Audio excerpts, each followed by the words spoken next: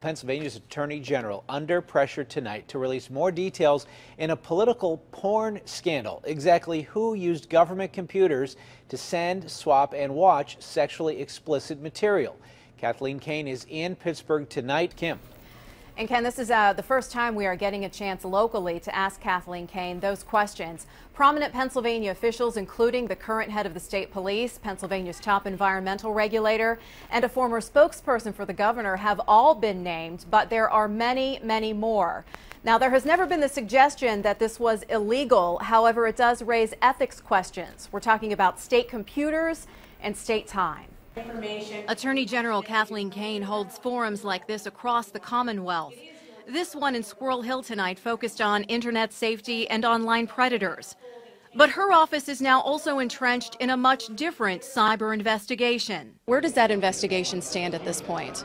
At this point, we have put out into the public as much as the individuals' names according to the right to know and within the boundaries of the law that we have. There are some additional requests from others, and we're working on that right now. 36 current or former state employees sent or received hundreds of sexually explicit photos, videos, and messages from state accounts. But Kane has only released a handful of names. 2 are in Governor Tom Corbett's cabinet. He and Pennsylvania's top judge are among those demanding all the facts from everyone involved. I think I made a statement a couple weeks ago. Had I known about it, I would have been ballistic and I would have stopped it right then and there. But I didn't know about it. So now I need the facts. And the only person who has the facts at this point that I know of is the Attorney General. And that's why we're asking for the release to us of that information. And I specifically asked her about Chief Justice Ronald Castile and his concerns tonight about possible conflicts of interest if judges exchange material with lawyers who appeared before them. So that, again, coming up new at 11 on KDKA.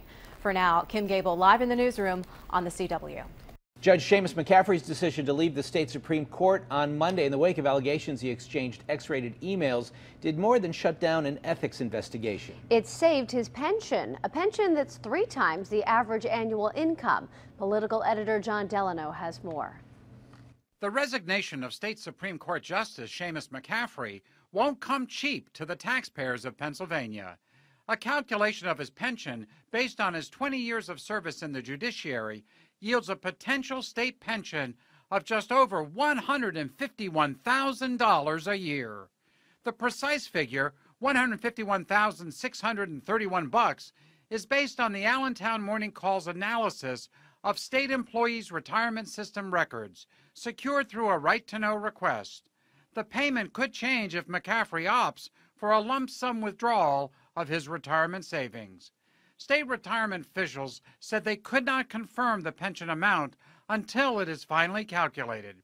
But State Senate Democratic leader Jay Costa said judges get a better pension than other state officials because of higher pay and a more favorable formula, which is why Supreme Court justices can retire on pensions that are nearly 3 times the average annual income in Pennsylvania. John Delano, KDKA TV News.